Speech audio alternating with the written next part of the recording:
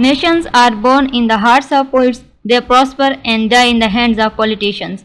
Assalamu alaikum everyone, welcome to this important lecture on CSS Pakistan affairs covering the complete syllabus from historical roots to present day domestic and international relations. So this presentation is especially designed to provide CSS aspirants with a deep understanding of important concepts, key events and analytical insights expected in the examination. So we will journey through Pakistan ideological foundation, explore its complex domestic challenges and analyze its position in the international arena. Let's begin this educational exploration of Pakistan past, present and future.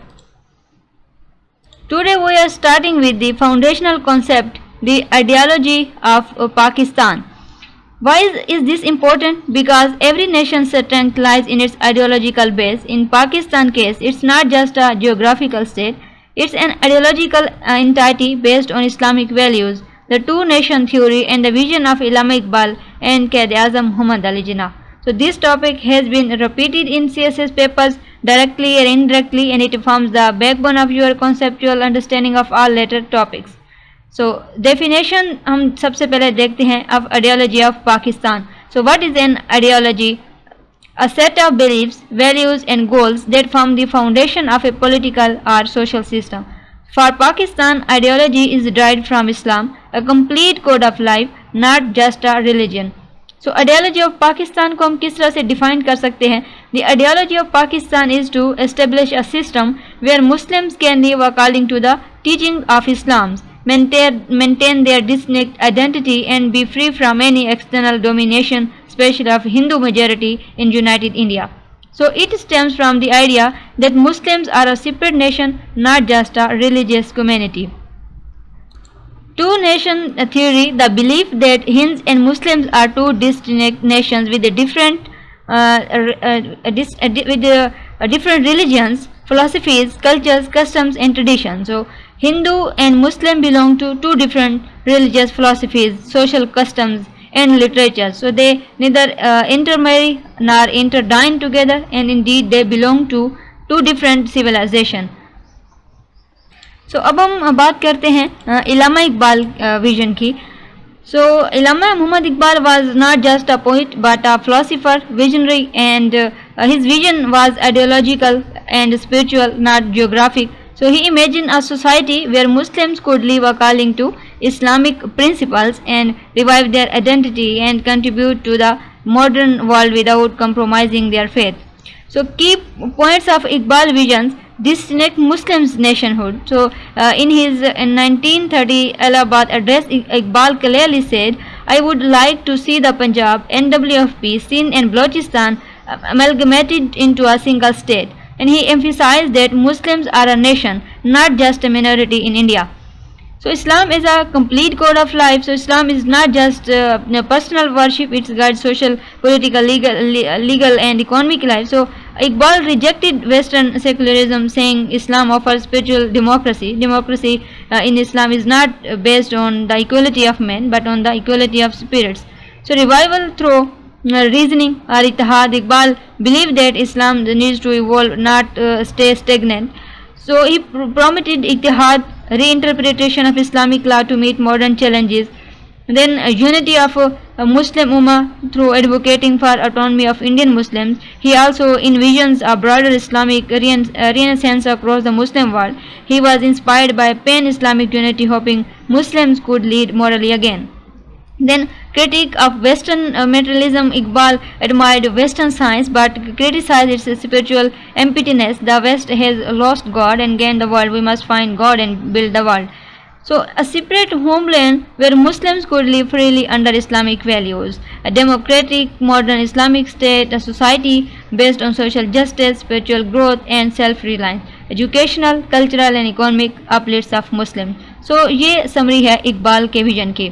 Then अब हम बात करते हैं Quaid-e-Azam Mohammad Ali Jinnah के vision की. तो Quaid-e-Azam was a practical architect of Iqbal philosophical dream. His vision evolved over time from Hindu-Muslim unity to separate nationhood. So as he experienced political betrayal, injustice and the rising tide of Hindu nationalism. अगर हम discuss करें की phases जिन्ना vision में, तो early unity phase जो कि 1906 से 1930 तक था, initially a supporter of Hindu Muslim unity in Congress, called ambassador of Hindu Muslim unity. So and then believed in constitutional rights and coexistence. Then disillusionment with the Congress 1930 onward, the Nehru report in 1928 and Congress arrogance made Jinnah realize Hindu wanted majoritarian rule, not equality. So he saw that Muslim identity would be lost in Hindu dominated India. Then demand for a separate homeland 1940 to 1947. So in the Lahore Resolutions 1940, Jinnah formally demanded a separate state for Muslims. The Hindu and Muslims belong to two different religions, philosophies and social customs. So they neither intermarry nor interdine. So he envisions Pakistan as a modern Islamic democratic state, equality, justice and religious freedom. Contrary to secular misreadings, Jinnah wanted Islamic principles of justice and equality, protection of minorities. So you may belong to any religion or caste or creed, that has nothing to do with the business of the state. So he never supported a theoretic state but also never supported secularism in the Western sense. Then economic and social justice advocated for a welfare state. We should work for the welfare of masses, for the poor and downtrodden, focused on education, industrial development and social uplift. So summary Jinnah vision की क्या है कि Pakistan is a homeland for Muslims where they could practice Islam freely. So a modern Islamic republic, not a theocracy, a pluralistic society with religious freedom, justice and equality, and strong institutions, rule of law and democracy. So to understand the ideology of Pakistan, you cannot ignore the two towering figures behind it, Allama Iqbal, who planted the seeds of Muslim renaissance, and Quaid-e-Azam, who turned that ideology into reality. So their visions, though different in form, were united in a spirit to create a state where Muslims could live with dignity, identity and freedom, governed by the principles of Islam. अब हम discuss करते हैं मुस्लिम rule in the sub continent. So Muhammad bin Qasim invaded Sindh and Muslim Multan under the Umayyad Khilafat 1712 AD, then 712 AD, then introduced Islamic governance laws and justice system based on Sharia Khilafat. He introduced Islamic governance laws and justice system based on Sharia principles. So this marked the beginning of Muslims' presence in the Indian subcontinent. Then establishment of Muslims by the Delhi Sultanate 1206 to 1526, a series of densities like Khiljis, Tughlaq, Lodhi. So the Mughal Empire under rulers like Babur, Akbar, Shah Jahan, Aurangzeb, and key contributions are spread of Islamic education, architecture, Persian and Arabic literature, then development of Islamic cultural language like Urdu and administrative structures. So encourage religious tolerance in some periods, but also periods of Islamic orthodoxy. For example, Aurangzeb rule.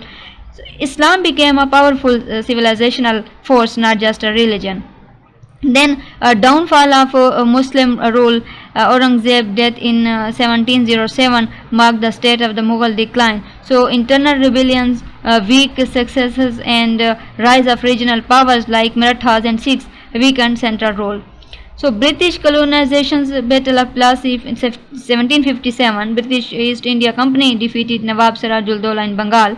Then Battle of Buxar 1764 solidified British political control over large parts of India. Then consequences for Muslims, loss of power and socio-economic influence. Muslims were perceived by the British as a rebellious, especially after 1857 War of Independence. So British favored Hindu in jobs, education and administrative.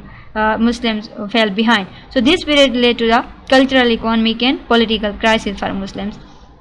Then अगर हम बात करते हैं efforts for renaissance and reform की, so reforms from 18th to 19th century as Muslims decline deepened, several reforms and movements emerged to revive the Muslim identity, knowledge and self-respect, like Sheikh Ahmad Sarhindi 1564 to 1624, so also known as Mujaddid al-Afsani, mean renewer of the second millennium. So opposed Akbar Din Ilahi, a syncretic religion, revived the Sunni Hanfi school of thought and emphasized Sharia. His efforts marked the beginning of Islamic revivalism in India. Then Shah Waliullah one of the most influential Islamic scholars of South Asia. They translated the Quran into Persian to make it accessible to common Muslims, called for social justice, reduction of sectarian conflict, and return to Quran and Sunnah. So emphasized unity between Sunni and Shia Muslim. His ideas become a blueprint for Muslim unity and ideological revival. Then Sayyid Ahmad Shahid. So Sayyid Ahmad Shahid Barelvi, a disciple of Shah Waliullah school, launched the first organized jihad movement against the Sikh Empire in Punjab, then established a short-lived Islamic State in the NWFP region, and preached strict adherence to Islam and resistance against non-Muslim rule. Though martyred, he became a symbol of Islamic resistance. Then educational reforms movements, these aim to reform Muslim thought, education and political identity.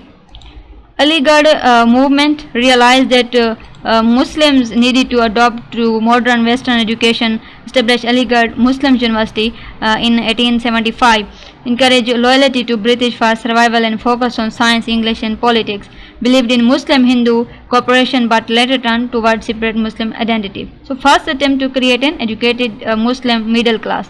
Then Deoband movement 1867 founded Darul Uloom Deoband to promote a traditional Islamic knowledge, opposed British rule and Western influence, and emphasized Sharia, religious purity and political activism, anti-colonial and focused on preserving Orthodox Islam.